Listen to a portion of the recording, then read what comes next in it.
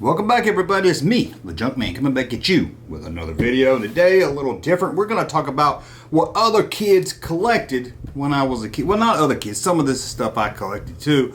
But you know, I collect a lot of vintage stuff, action figures and toys, and you guys probably do also. But I wanted to look at some things, some kids I knew growing up. Again, some things I collected myself that was a little different that I don't really talk about much here. So let's just jump in with number 10 to give you a theme of what we're doing here. Number 10, I collected in the 80s TV Guide. Now my grandma would buy a TV Guide every week. There was a free one that came in the newspaper, but that's the one my grandpa used. I didn't like it either. Me and my grandma, we liked TV Guide.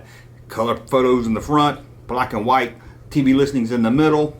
It was great, especially when it did the fall preview. And between probably 1982 to 1985, I had every week, I had stacks of these things. Now around 88, 89, I finally threw them away. My brother used to make fun of me. What are you collecting TV guides for?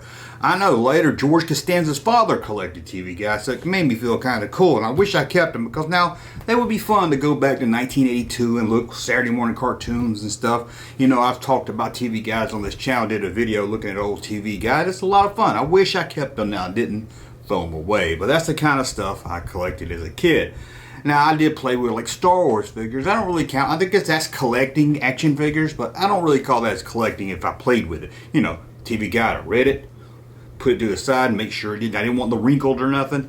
But that was not that unusual compared to what other kids I knew growing up in the 80s. We had a kid named Ricky Albert, and this kid collected cans, canned food, wouldn't even open it. If he went to the store with his mom, he would have, I ain't talking about the label was cool or anything. Green beans, casserole, lima beans, black eyed peas, peaches, whatever was in a can, Ricky would do it. Ricky would buy it. He would put it up in his room. And I can remember he had a closet in his room that had shelves on it. And they were probably 20 and 30 cans. And this wasn't some prepper kid where he was like, one day the nuclear bomb's going to go off and we're going to eat these cans. I don't know why he collected all these cans. He had so much cans. And it wasn't like cans from around the world. It was just cans at the local Piggly Wiggly. I don't understand why he collected so much cans, but he had at least, when I went to his house, I didn't go to his house much, I tried not to, it smelled like mothballs. I went over there a few times, and he had at least 30 to 40 cans. This kid was obsessed with cans. Oh, anyway. This is more 90s, something me and my buddy Russ, who, you know, on the live stream, we were obsessed with collecting these plastic cases that go over VHS cassette tapes.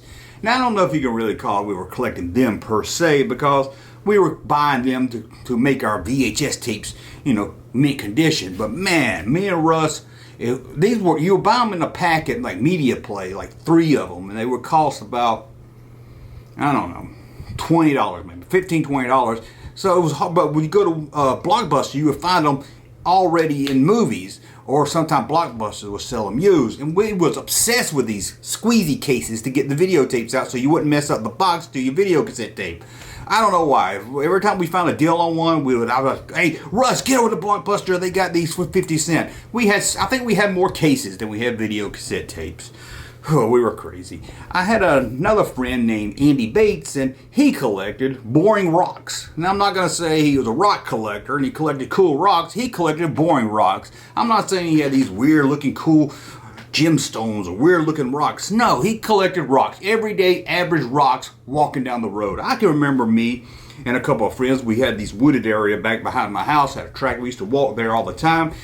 And I remember him looking at rocks on the side of the road. He would pick up and say, oh, that's not a rock, that's gravel, and throw it to the side, and he'd get all upset. Pebbles, he would take pebbles, whatever, and it wasn't even unique ones. It was just whatever rock he felt like. Every day he would take a rock. If we did something, I guess it was to remember that day, like, oh, that's the day we went to the woods and jumped ramps on the bikes. Well, I have a rock for that day. It's just a normal rock. I didn't really understand that, but crazy. Here's another one I collected around 1987, 88. I was in middle school, and apparently other people did this too. We had these school desks, and on the bottom of the leg was this little piece of metal where you could adjust it to make the seat higher or not. I don't know why. I would unscrew those and throw them in my book bag.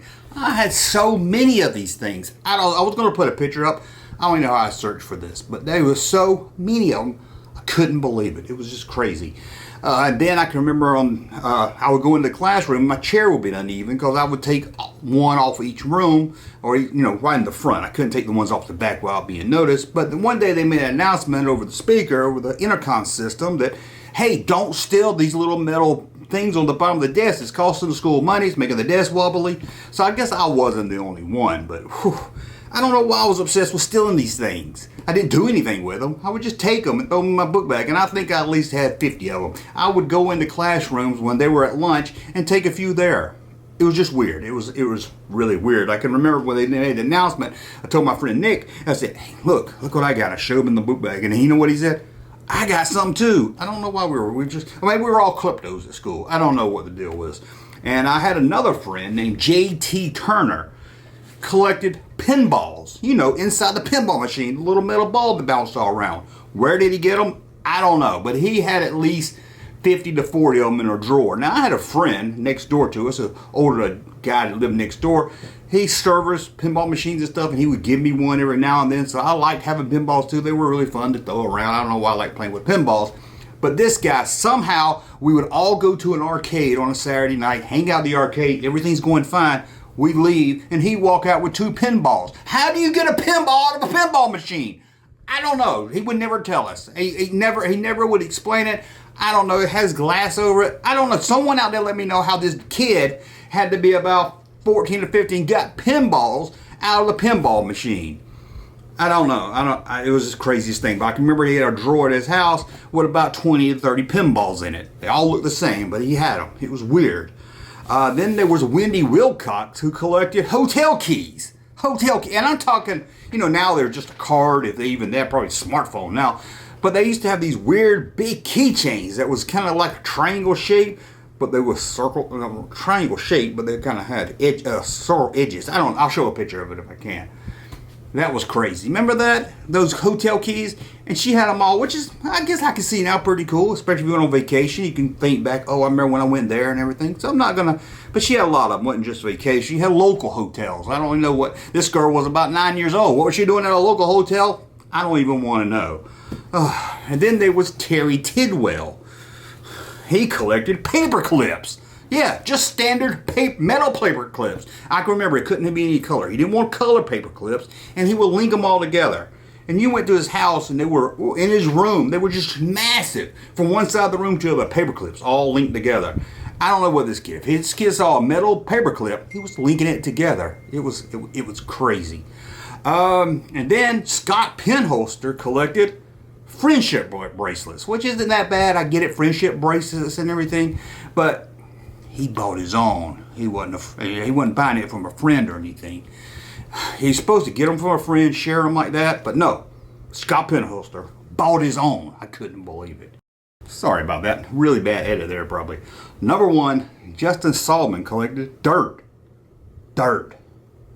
He put them in a Ziploc bag. Again, it wasn't like he went to France or went to Italy on vacation and I'm going to take a part of it home with me. Nope.